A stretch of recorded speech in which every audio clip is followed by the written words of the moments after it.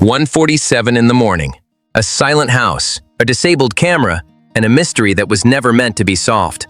But the people who took Nancy Guthrie made one critical mistake. They forgot about the machine inside her chest.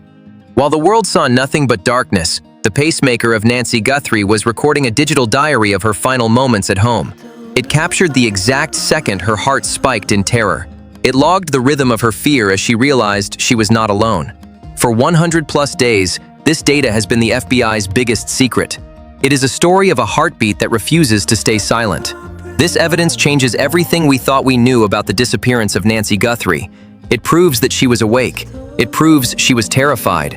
And most importantly, it proves she was alive when the signal finally cut to black. Stay with me, because by the end of this, you will see the timeline that the shadows tried to hide. You will understand why the most powerful witness in this case is still beating inside Nancy Guthrie, waiting for someone to find her and read the truth. To understand the weight of this evidence, we must look at the life of Nancy Guthrie. She was an 84-year-old woman who lived for her family, her garden, and her faith. She was not a woman of secrets. For 5 decades, she made her home in the quiet Catalina foothills of Tucson, a place where everyone felt safe. After her husband passed away in 1988, Nancy Guthrie showed incredible strength, raising her children and becoming a pillar of her community. Because of a heart condition, doctors had given Nancy Guthrie a pacemaker. It was a small device meant to give her more years of life, but it ended up becoming a silent observer of her struggle. On January 31st, after a peaceful dinner with her daughter Annie, Nancy Guthrie was driven home by Tommaso Cioni. She stepped inside, locked her door, and prepared for bed. She had no way of knowing that her own body was about to record the most terrifying 41 minutes of her long life. The investigation into the disappearance of Nancy Guthrie took a dramatic turn when the FBI accessed her medical cloud data. A pacemaker does more than just pulse. It monitors every physical change. At 1:47 a.m., a masked figure appeared at her door and cut the camera feed. At that exact microsecond, the heart of Nancy Guthrie spiked to a level that only occurs during extreme trauma. This was the first clue.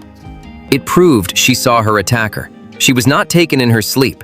She was awake and facing a nightmare. The data shows that for the next 20 minutes, her heart stayed in a state of sustained, high-level distress. The figure did not just take her, they stayed with her. As the clock moved toward 2:10 a.m., a sensor called an accelerometer inside Nancy Guthrie recorded a change in movement.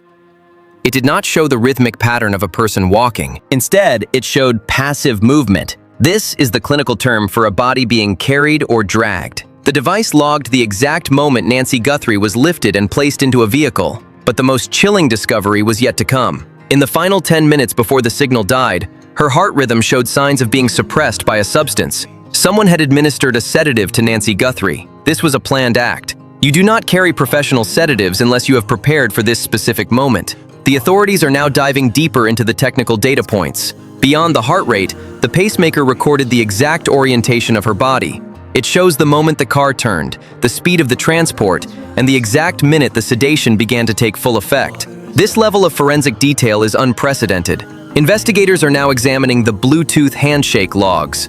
Every time the pacemaker tried to connect to the base unit, it left a digital footprint. They have tracked these signals to the very edge of the property, proving that the vehicle did not linger in the driveway. It was a fast, professional extraction. The focus has now shifted to the list of people who knew the layout of the home. This was not a random house chosen by a drifter. The person who entered knew exactly where the camera sensors were located. They knew which door would be the easiest to breach without triggering a loud alarm. Most importantly, they knew that Nancy Guthrie would be alone at that specific hour. This implies weeks, if not months, of careful surveillance.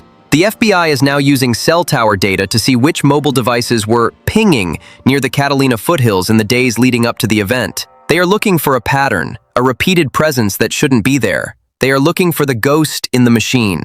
The breakthrough we have all been waiting for is finally here. DNA evidence recovered from the bed sheets of Nancy Guthrie has been analyzed using forensic genetic genealogy. The results are startling. The DNA belongs to a clean suspect, someone with no criminal record and no prior arrests. This is why the standard databases failed for so long. This person is an ordinary member of society, perhaps even someone close to the family. Experts like Dr. Ann Burgess believes that the figure at the door was an underling, but the DNA and the sedative trail are leading straight to the person in charge. The investigation has recently uncovered a procurement trail for the specific sedative identified in the pacemaker's data. This substance is not available over the counter and requires a strict chain of custody in a medical or clinical setting. The authorities are now auditing every hospital and private clinic within a 50-mile radius. They are looking for missing inventory or prescriptions written under suspicious circumstances. This chemical signature is as unique as a fingerprint. It tells the FBI exactly what kind of person they are looking for. Someone with medical knowledge, someone with access to controlled substances,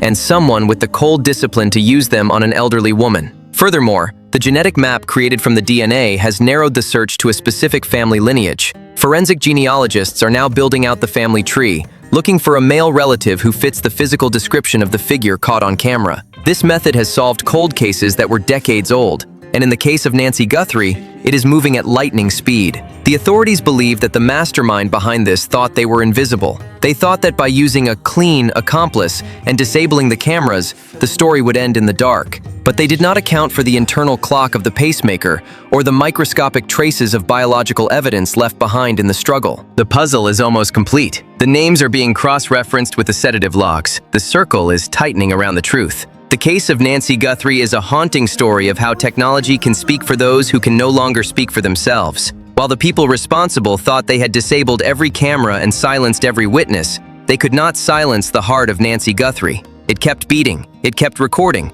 and it kept the truth safe for 100 days. But as we close this chapter, we are left with a deep and unsettling question. If the person who planned this is someone who was trusted, someone who walked among us as an ordinary citizen, how do we ever truly know who is safe?